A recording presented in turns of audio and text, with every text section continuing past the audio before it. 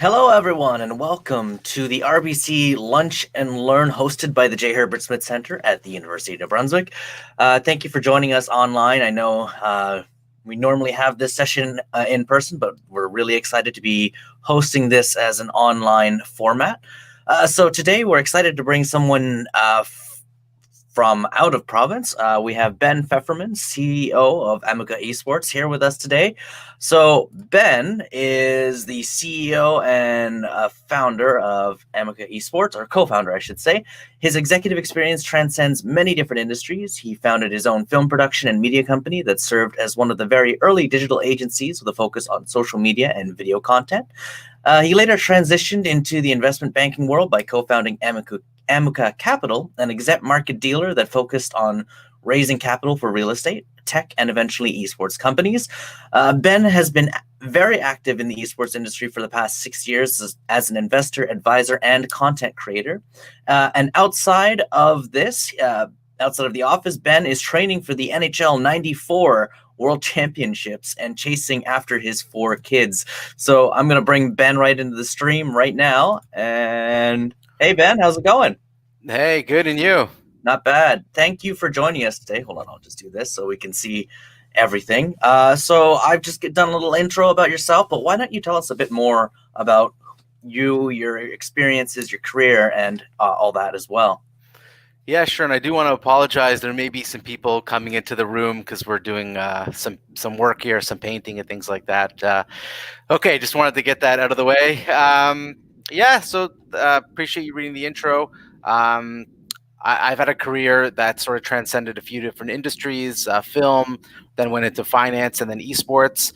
And right now serving as Amuka's CEO, where we've had the strategy of rolling up synergistic esports assets that are really connected with a local focus. So, and that really speaks to what we call our hub, our esports hub in Toronto, where we have, venues, leagues, tournaments, media, teams, all connected in one location.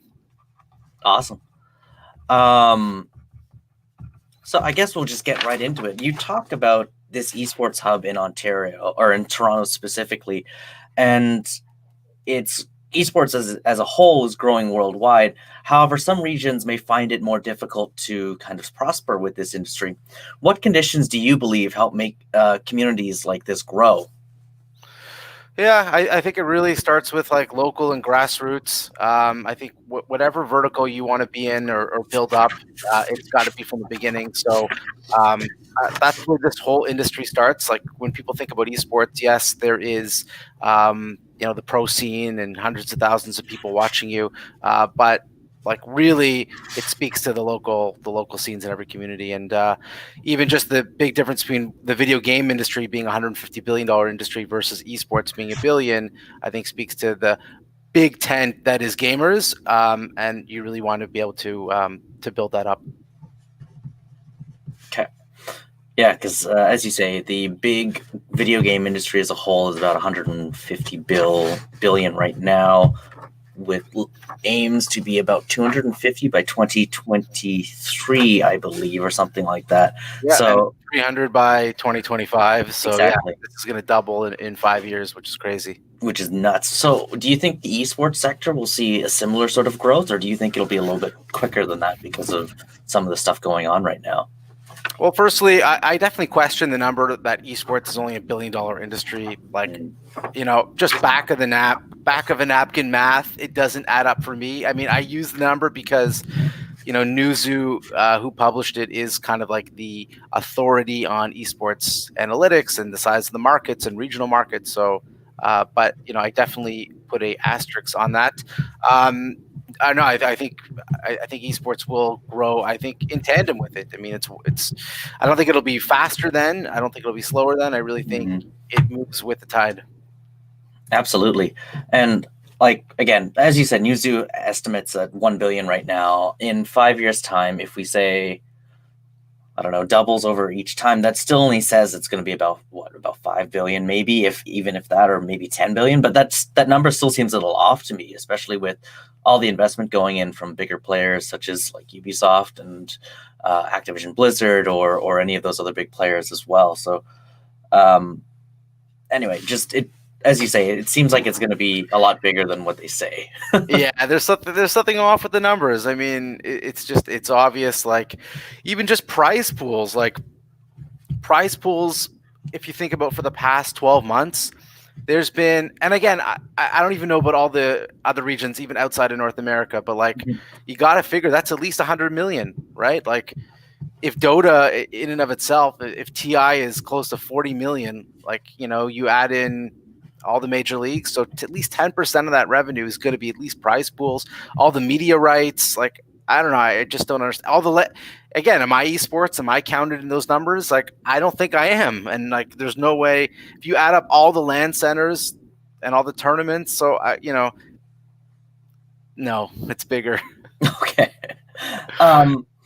As you say that there's been over like 100 million, 40 million, all these big numbers over the last little while, and the last 12 months has seen a major disruption with the pandemic hitting everything. So have you seen, or I should say, what changes have you seen on the esports side of things that have happened because of this pandemic? Yeah, the pandemic has been really good to esports. I just think at the very least, when traditional sports was all shut down, like, this was esports' moment to shine. And I really think that the crossover with a lot of athletes made it, change the perception that gaming is nerdy and, these are weird people who watch other people play video games, to like, I totally get it. Like, when you put Kevin Durant and 15 other NBA players in an NBA 2K players tournament, like, that's pretty cool. And even if you've never played NBA 2K in your life, you're tuning in. NASCAR is another great example. Like, these are NASCAR, I think, is the coolest one because it's the only esport that has applicable skills to the real sport, right? Like, if you're good at NBA 2K, like, you probably couldn't hit a 3-pointer if your life depended on it. But if you're like dominating in sim racing, like in an iRacing league, yeah, you can like literally get in the car and compete and win against real track drivers. So, look, other verticals have been hit. Obviously, live events is the big one. Venues is another one. But I think everyone has been able to figure out how to make money online, how to make money in a different way. And that's why the official number for 2020 is really going to be flat from the year before, whereas pretty much every other business has shown a significant decline. Absolutely. So what sort of adaptations have you seen in some of the companies that you've dealt with recently? I'm like, speaking for ourselves, at first we looked at online tournaments as a temporary fix, like, oh, let's just run them all online.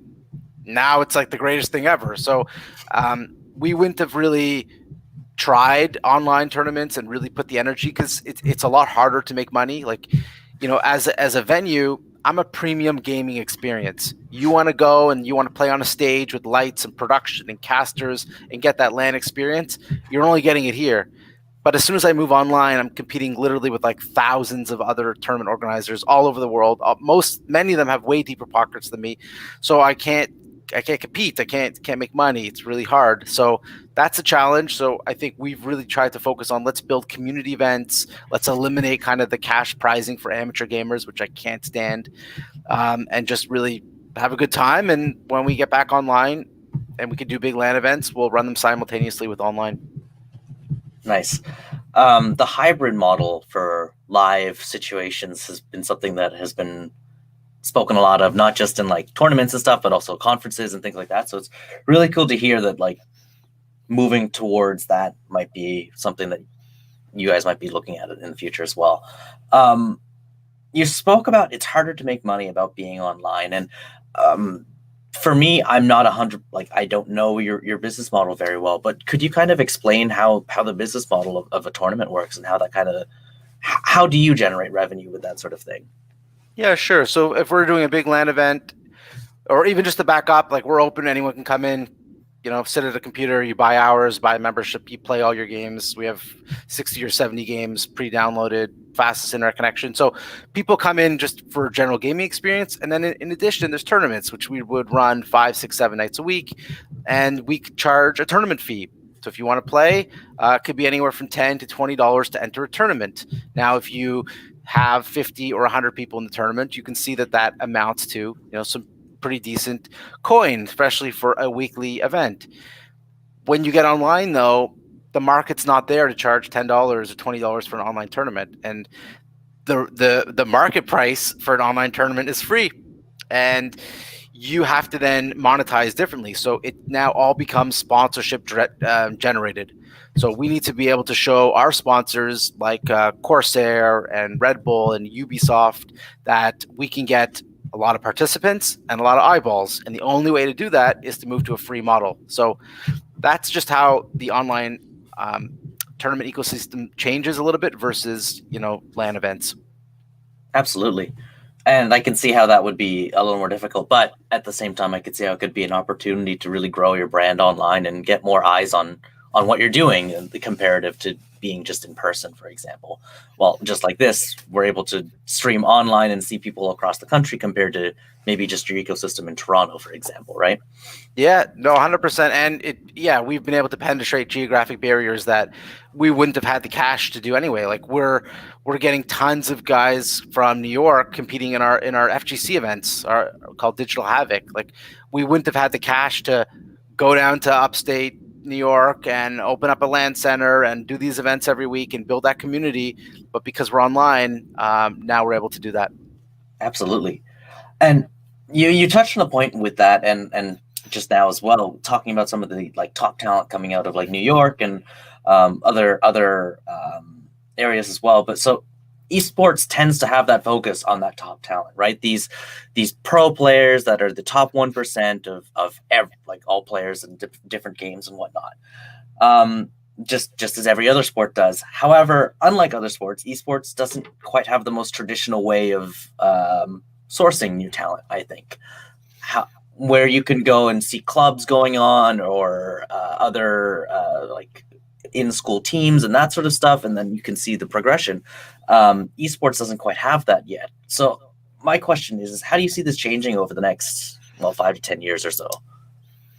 Yeah, the biggest difference is, if you just to use traditional sports just as a frame of reference for the viewer, well, firstly, you have 100 years of developing a system, a recruiting system and a feeder system, where esports maybe has 20 years max, really. So that takes time. But nonetheless, other differences would be that players reach their peak much younger. So the value of collegiate esports, just in terms of recruiting, I'm not saying it's not valuable, but just in terms of a feeder system to pro teams, is much less significant than it would be we see in traditional sports. The other big difference is there's competitive players and there's content creators. And so the lifespan of a competitive player is much shorter, because in many ways you may have a better, new or different career afterwards. If you've played in the NFL for 10 years, like 3 or 4 concussions, like you're doing like a car dealership ad, like that's as good as it's going to get for you. Like it's just, you don't have a huge, again, I don't mean to generalize and criticize, just say generally speaking, the value, your lifetime ability to earn post playing traditional sports is much lower than it is in esports.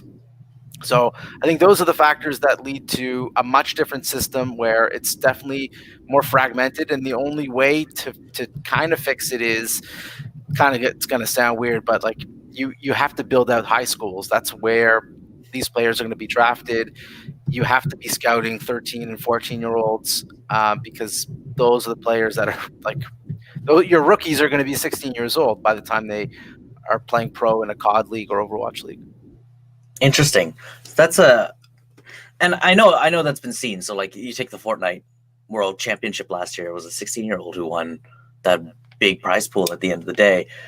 But it's not necessarily the again, when you think of it as a career standpoint, it's a lot earlier than traditional sports, right? Basketball players usually go through, middle school, high school, college level, and then hit the NBA. But if we're starting to look a lot younger at some of these career players, then it's a major shift in just how people think about this then, right?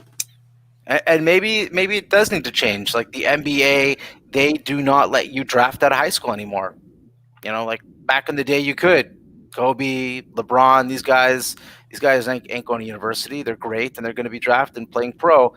Maybe You do look at age restrictions for pro players to sort of combat the fact that younger players are going to take all the spots. And then I don't know. I guess as I say it out loud, maybe it doesn't make a difference. And I mean, there's also those exceptions that you see, like the grandparent esports teams that are out there and that sort of thing as well too. So, which I think are great. I love seeing them and I love watching them play. But at the same time, the skill level might not be there in comparison either, right? Yeah, listen, I'm 37. I play Fortnite. People ask me, "Are you good at Fortnite?" And the answer is no. I'm terrible. Like I can barely build more than a ramp and a wall. But if you were to line up all the 37-year-olds, yeah, like you have to really look at your skill level is age adjusted. Because I'm old and I'm slow and my response times are slower, etc. So I am considered a senior gamer now. It's like a thing. And how does that make you feel? So sometimes I play with the same guys every week, but sometimes when one of them is not available, we do let a random person come in, and they're always kids, and I always just hear like, "Wow, you're the coolest dad," or like, "I wish my dad would play Fortnite like you do," or so that's nice to hear. Gives me some encouragement. Awesome. Thinking of age brackets, that's quite and to be honest with you, I suck at Fortnite as well, so I can't really say too much either.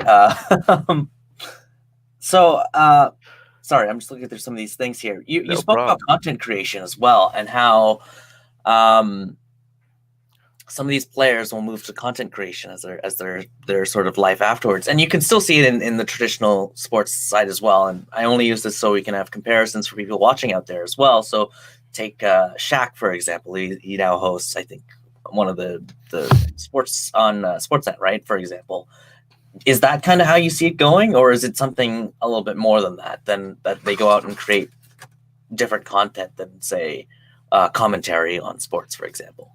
Yeah, that's definitely a good analogy.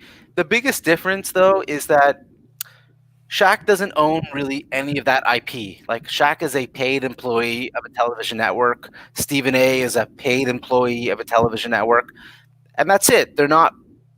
I don't want to say they're not building their brand, but it's different. It's a totally different mindset. It's a career. It's a job. They show up. It's 9 to 5.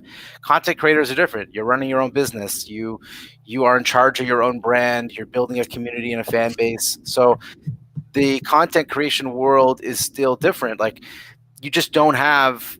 I'm trying to think of like a retired player. Like you don't have Kevin Garnett. We should mix up the sports here in case people aren't.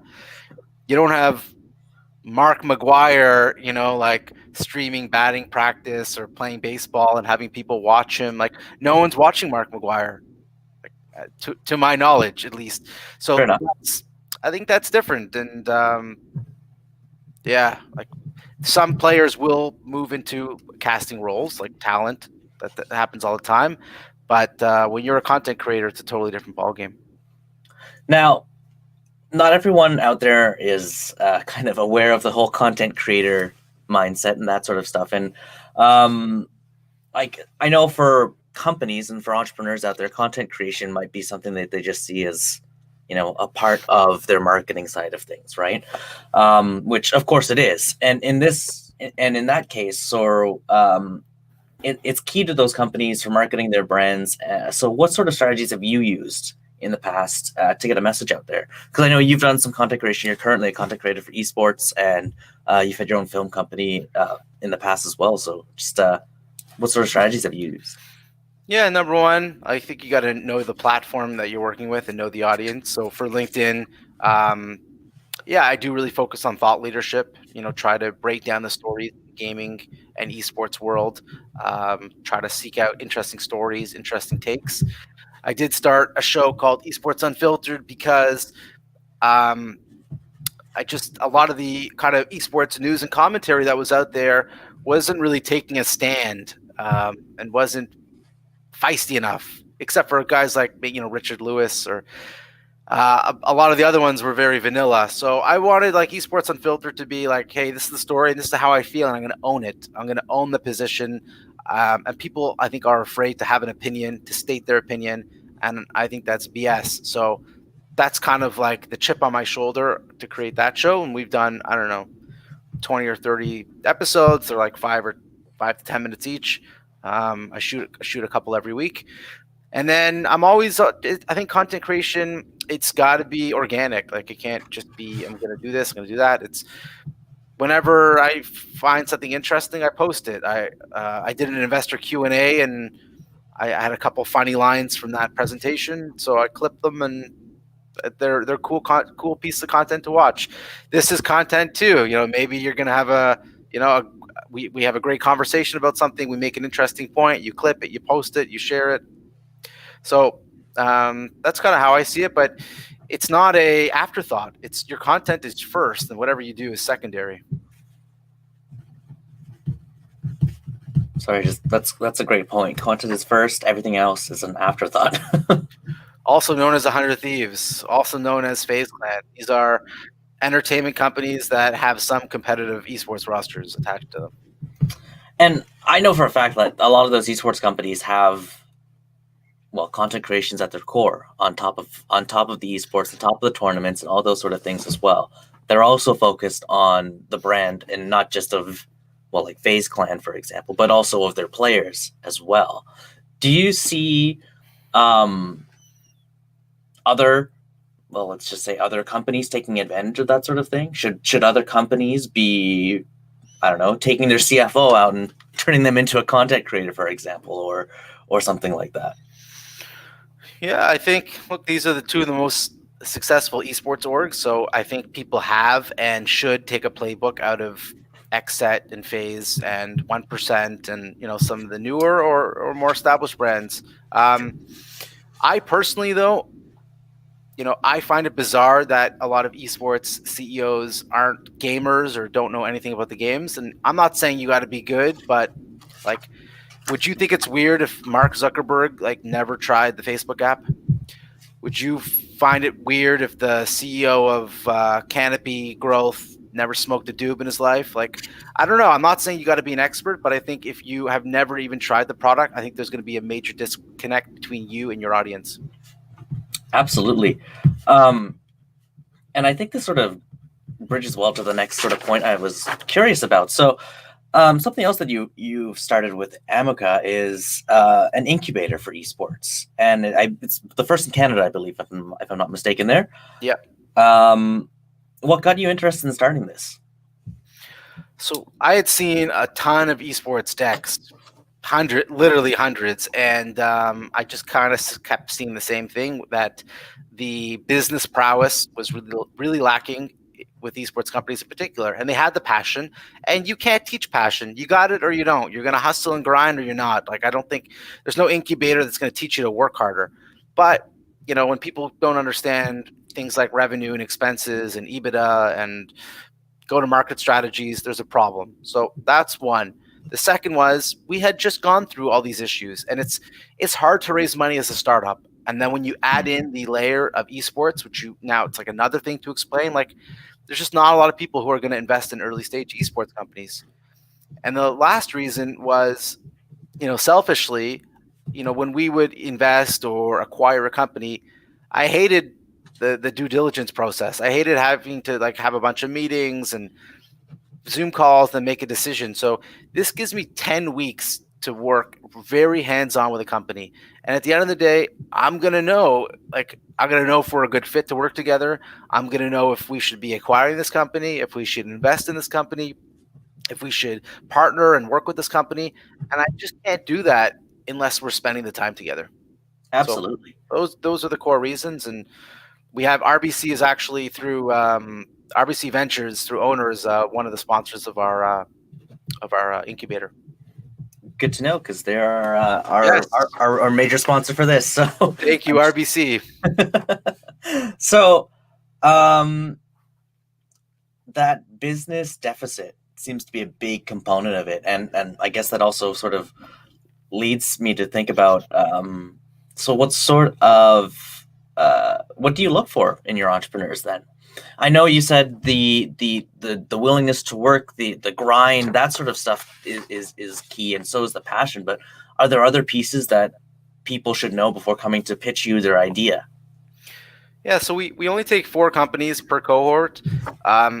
We don't take companies that compete against each other. So we're only looking for companies in different verticals. So sometimes you may have had a good company, but like we can't have 2 online tournament platforms. It's just it doesn't work with our model for an incubator. So I'd like to see more technology. I'd like to see more sort of scalable businesses. I think there's too much focus on the low barrier to entry verticals like teams and tournament operators. Not that they're not good. That's really, kind of our bread and butter. Um, I can share some of them. We have a company called Infamy Esports, which is a fantasy sports company that will be able to sort of white label and have amateur players in the system for esports, for fantasy betting. So let's say if the University of New Brunswick, if your esports program had a big Fortnite tournament with 100 people, all of you could also bet on each other and have your own player profiles. And so it takes like that fantasy that we see at the pro scene and can bring it down to the casual and semi-pro scene, which I think is really unique. Another company called Imaginix, which is, solving the problem that streamers and content creators have kind of limited and minimal sources of additional revenue. So it's a company that is developing new tools to help them do that. So we want to see companies that are really solving a problem in the industry and have a viable solution. Awesome. Sorry, I'm taking notes. That's why I have to pause. No worries. No worries. So, so what had you? What was your major yes? What made you say hell yes to some of these companies? Is it the passion alone, or is there something else to it? I know, of course, the whole due diligence and going through and seeing the market potential, but was there something or someone in any of these companies that made you just said, okay, I'm ready to talk more? Yeah, I'm kind of like an old school guy. I mean, usually, like, I'm just going to look you in the eye and I'm just going to know whether or not you can deliver or not. So it's a feeling, like everyone's revenue numbers and projections are all bullshit. Like I put like very little weight into things like that. I really want to know how committed you are.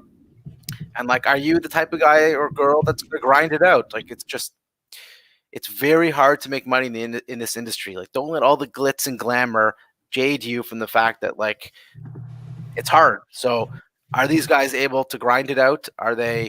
Do they have day jobs that can help support them, or are they financially stable that they can make this work? These are all factors because it's not going to happen immediately. Absolutely not. And I know, and I'll excuse me.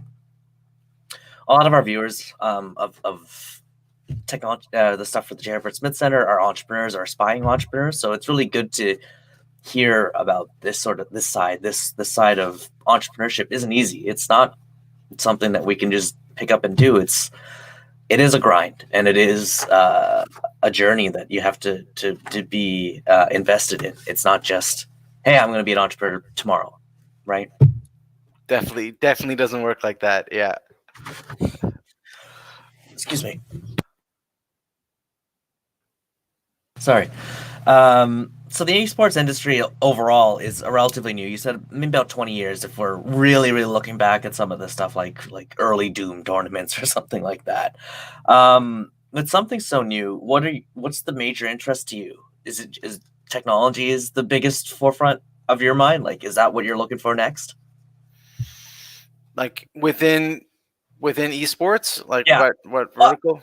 Yeah, what vertical within esports? Like which side? You're saying that the tournament organization side isn't so exciting anymore because it's a low hanging fruit. But what are you looking for? What's the company that you're like, hey, if this came along, I'm gonna listen. Yeah, I think on the team or tournament organizing side, you just it's not a no. I think there's some Yeah. huge opportunities, but you have to differentiate it. Like, we're going to be partnering with a company on a esports league at Comic Cons. at almost 20 countries around the world.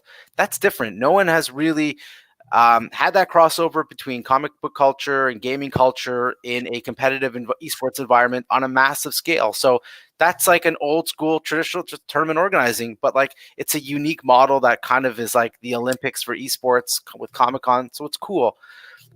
So there's definitely areas like there's definitely areas within old verticals that can be changed and improved and have some innovation. Even like XSET, like the breakaway of FaZe Clan, like it's cool. Like they're kind of, I don't know, there's something about it. They've just created a cool brand. They've made a traditional model kind of seem a little bit new and a little bit more exciting.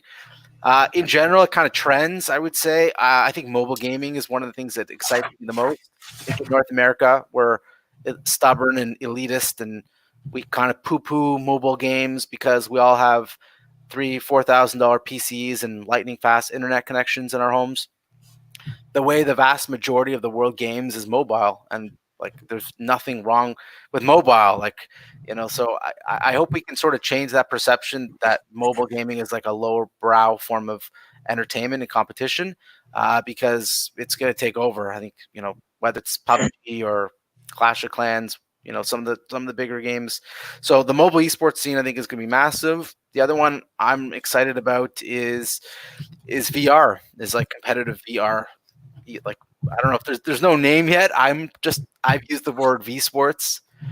I don't know if I coined it or not, but that's just what I call it. So I think Oculus Quest 2 is a big game changer to get the hardware price point down to where a traditional console is. With like the new content coming out, some of the cool PvP games, I think like the next Call of Duty is going to be like the next like iteration of like a shooter is going to be in VR. And I'm not saying next year. It's like more like a 2 to 3 years from now. Absolutely. Now, that leads to some really interesting convergence, I think, of physicality meets gaming skill, like video game skills, which could potentially lead to a more athletic video game player or a more athletic esports player, so to speak. If do you think that traditional sports can take advantage of that and change their models, or can we adapt the esports model if we're going to the V sports area, so to speak? Yeah, it's a little still. It's like early, so it's hard to say exactly. But look, there's like, let's say the skills you need for a traditional shooter game are A, B, C, D, E. Like when you add the physical, there's just so many more levels. Like the meta just becomes so much more complicated and interesting and changing, where you're jumping and ducking and moving, like, and what's aim in VR? It's a whole new thing. So I do think it opens the door for different types of gamers to come in and compete. So that's what I'm all about. I want to see gaming, like that tent, get as big as possible, and VR or V Sports would attract a new type of gamer to the scene. Absolutely. So I've got another really interesting question, and I think we've kind of discussed it, but I really think it's a point that we need to kind of talk about is esports only for the hardcore players, or can casual players connect with it as well? Kind of is like a little bit for the more hardcore players. It's just the thing with esports is if you've never played the game, you can't really be a viewer. Like if you've never played League of Legends, I just don't know of a person who has never played could follow. That's the problem with building a new audience, and we have to speak about audience. This is the way this industry is going to grow, is increasing that audience number. It's not more teams and more games. That's not what's going to do it. So I've never played cricket, okay? But I don't really need to play. Like I could probably learn it by watching it for 10 or 15 or 20 minutes. Same with soccer. If you've never played soccer, you could probably learn it pretty quickly. The problem with a lot of games is just they're so complicated for the casual viewer, like the non-gamer viewer, that it's just you can't just go to an Overwatch game with someone who's never played the game, have a beer, and have a good time. So poker is a good example. Do you remember when poker came on the scene like 20 years ago or whenever it was, people said the same thing, but they did a great job of putting cameras under the cards, putting the mathematical percentages, having commentators that can speak to how the game works and it's played. And if you didn't play poker, you became a poker fan and you could watch it. That's what I want to see. I don't really understand. League of Legends is a good example. Like, I don't play the game. It's hard for me to follow it, but I would love to watch it. Like, I'd love to get in on the excitement. So the whole infrastructure between the game devs, tournament organizers, I think have to do a better job to be able to have an esport where people can watch who are not playing the game. So how can we get there? So one way is like creating good viewer modes. Valorant is a better example of them pushing it, but yeah. So that's one, is if you can move around better, you can see the whole scene. Like, I think in Counter-Strike, or Call of Duty, the way you could see your opponents, like, all those tools are great, but we need more of them. We need more gimmicks. Like when Fox started hockey, they put a green dot, a blue dot around the puck because Americans couldn't follow, and a red line when you took a shot. That's cool. And yes, the hockey community hated it, but so what? No one cared about the elitist hockey community for the time being, because it was about something bigger. It's about growing the game in the United States, specifically in the South. And so if that's how we're going to do it, that's how we're going to do it. And people hated it. Eventually they gave it back. So I think you have to be prepared that there's going to be some backlash from the community, that you're speaking to a different type of audience. But so what? Like, you got to think bigger than that and not just always worry about like what everyone's going to say on Twitter about a particular change. Interesting. I know a lot of companies are very aware of their stances because it can always come back and be some sort of backlash towards them. So it's very refreshing to hear somebody say like, hey, just say the thing. Just get it out there, right? I mean, look, it's coming from the guy who hasn't had any backlash against them yet. Maybe if I'm embroiled in a big controversy, I'll feel differently about it. But yeah, like you gotta kind of tune out that noise. Absolutely. Now, we've got a lot of aspiring entrepreneurs out here, and are there any lessons that you think they need to know right now? Yeah, got a lot. How much time do we have? Let's choose your top three. How about that? Yeah, so the one is, you got to be a thought leader, right? Like, people say, well, I don't know anything. I didn't know anything either 2 years ago. I didn't know, like, my gaming career, like in terms of like PC gaming, ended at Doom and restarted at CSGO. Okay. So that's a long time, if you know what I'm talking about. So no one knows anything in this industry. Learn about it, educate yourself, and be a thought leader. Like, there's so many great resources, so many great podcasts, like William Collis and Paul Dalolibi's Business of Esports. You should check out The Center Ring. Like, when I decided to get into esports, like, I lived and breathed it. Every minute of the day, I was listening to a podcast. I was following a different content creator. I was learning everything I could about the industry. I was asking everyone to teach me how to play every game just so I can know what's going on. So full immersion, and then be a thought leader. Like, talk about things that are, think about a story and then say, what does that mean? And often there's so much more depth to something than just the headline. Like, I just did a whole episode on Cloud9 releasing a woman roster for Valorant. Okay, you would think that's a nice story. There's no controversy. There's no depth there. There's so much depth there. Like, when you really think about what is this really doing, it's saying we're going to have a men's league that's going to be at a higher level and compete for way bigger prize money and get all the endorsements. And we're going to have a female women team that's subpar and has no leagues, no infrastructure. So, like, yes, that's a nice announcement, but like, you're just perpetuating that gender pay gap. So that's a story that seems so innocuous. Wow, they have a new women's roster, and that's great. It's empowering women. But you know what? Maybe it isn't. Maybe it's doing the exact opposite and creating further barriers. So again, that's just one example, one take. Like, just think critically about these issues and talk about them. Okay, that's one, all rolled up into one. Two would be volunteer. Like, And especially with COVID, this is a great opportunity. Like volunteer with a tournament organizer, volunteer with a team.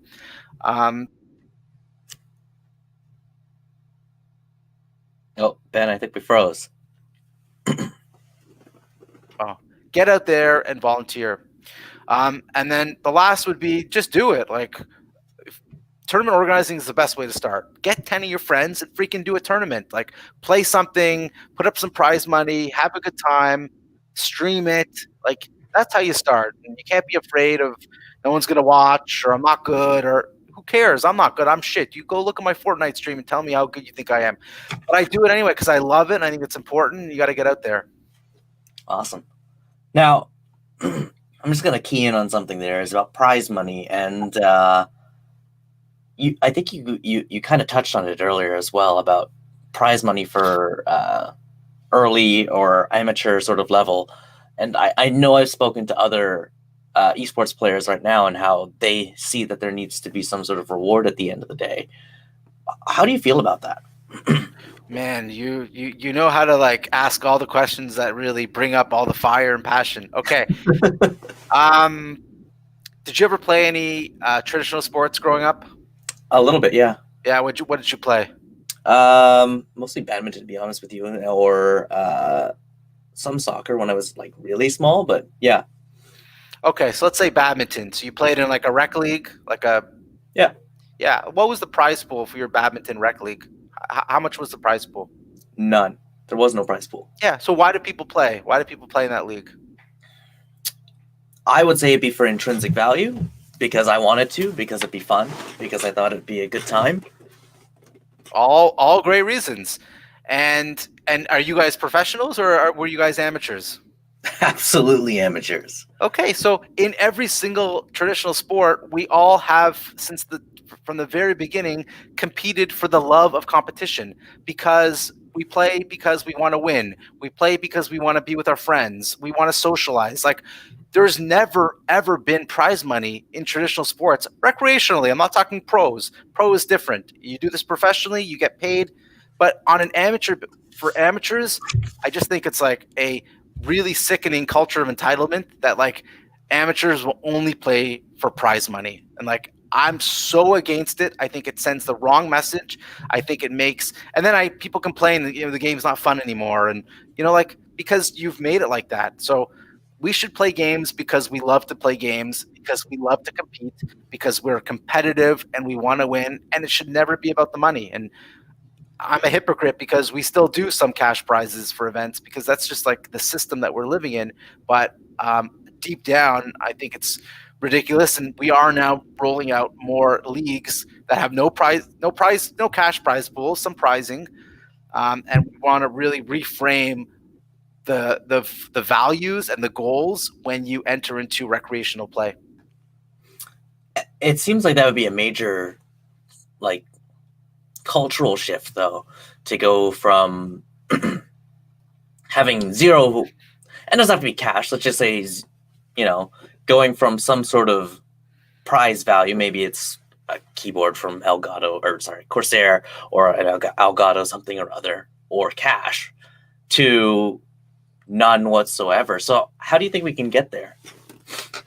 I think it's just giving people a good experience. If people have fun in the league and they're meeting people and you're supporting that, and you run a good quality tournament, that's what it's about. Like, here's the problem, and I'm sorry to keep going back to Fortnite. It's just the game that I play the most often. So you get a victory royale, okay, which is a win. Like, you have like 10 seconds to savor that victory before you ready up and drop back in the game again. So I feel like that there's no substance to the victory. So we want to try to create longer seasons with leaderboards, with, anytime you can, you can win and be on top of the leaderboard and see yourself growing. But the other thing is, LAN makes a big difference, because, online, when I beat someone, great. Then I'm going to enjoy that for 10 seconds. When you're playing LAN, when you like are on stage and you look someone in the eye and you just beat them and you won, that you savor that victory for days on end, whatever game it is. So I think that just speaks to the experience. Like online is just, it's not the same gaming experience, and so people just do it as a commodity. But when we go back to online, it's all about the experience. Well, and it's it could be a little different though when that player might be streaming compared to if they're just alone in their home, for example. Because I know if I'm watching a streamer and they're competing and they get the victory royale, I'm excited for them. They're excited. They're celebrating with their community who's right there and their fans. And I think that's a real droplet of that experience that you're talking about. That substance, that just that key component that makes it a lot more valuable than just I won and now I have a physical prize at the end of the day. Total. I got excited just hearing you describe that. Yeah, absolutely. Like, yeah. So we've actually got a question here from a viewer off Facebook, so I'll bring that right up. It says, how does a bank like RBC get value investing in esports teams when there aren't big swaths of fans supporting their favorite teams or players? Is that directed at you or me or RBC? I can't speak for RBC, so I'll start off by saying that. Okay. Generally, non-endemics, RBC included, have really missed the boat so far on esports. I'll just say it like that. Like, TD is the only one that really, they have a sponsorship with the Toronto Defiant in the Overwatch League. Tangerine Bank has a pretty good sponsorship deal with the Raptors Uprising in the NBA 2K League. Where's RBC? Where's CIBC? Where's BMO? Like, it's insane. Like, that's just, if you think that just putting all your advertising dollars into television and print and is the way to go, like, you're just like out to lunch. So I'm shocked. In the US, it's a little bit different. You do have companies like SoFi, they're sponsoring esports events. So if I was RBC, I would just do a big blanket, is like get in on some pro teams, some amateur teams, some tournaments, like get out there as being like the go-to for esports. The way SoFi, like when I think of SoFi now, like that's esports. Like when I think of esports in Canada right now, I would just think of TD first because of their move with Toronto Defiant. So, and you did say though that RBC Ventures is part of your incubator right now as well too. So it sounds like they're starting to make those bridges and gaps as well. Yeah, and I'm not saying that none of these banks are sponsoring anywhere in Canada. I don't know what goes on everywhere. There could be lots of smaller deals that I don't know about, and I hope there are. So yeah, like definitely level 6. We have MNP as a sponsor as well, and I understand a lot of non-endemics are like, I don't understand why the hell I'm sponsoring a Valorant tournament. Like, how's that going to bring me a new customer for a mortgage in Valorant? So it's also our fault. We, as people who own esports assets, we also have to do a better job of educating the Sun Lifes and the RBCs and the Toyotas and all the big, non-endemic brands on what it means, who are they targeting, what is the demographic, and how they can really leverage their brand. And how can you do that? How can you get that message out to bigger companies to get them to say, hey, let's invest in these large audiences? Or in the case of this question, I guess the question is, there isn't a large audience. No, I'll share my secret sales sauce with you guys. So I don't know if I want to use the banks as an example, but okay, let's just do it anyway. Okay, so I would see an announcement from, let's say the TD Bank. Let's just work with that one as an example. And I would just go to all four and say, hey, like, your competitor's making big moves. Here's your chance to make a big move.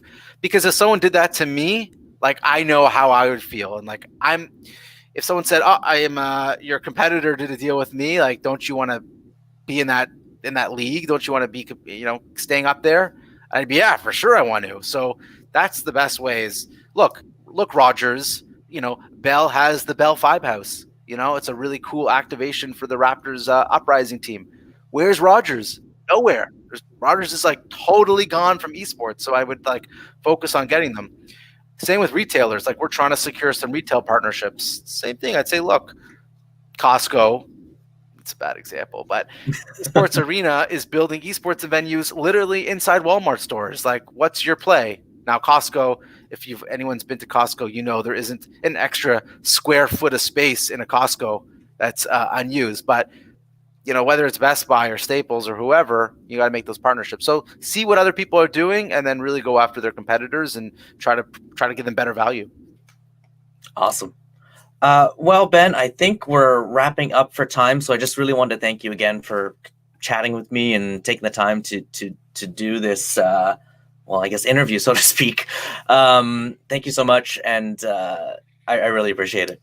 Yeah, my pleasure. And then, feel free if anyone's watching wants a little bit more individual questions answered, reach out to me on LinkedIn. That's the best way, Ben Feferman, and I try to respond to everybody. Awesome, Ben. I'm going to remove you off the stage, and then I'm just going to close. But again, thank you so much for doing this with me today.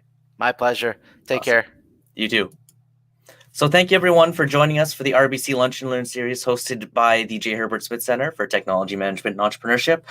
Join us again next week at the same time from 12 to 1, where we'll be doing another online Lunch and Learn.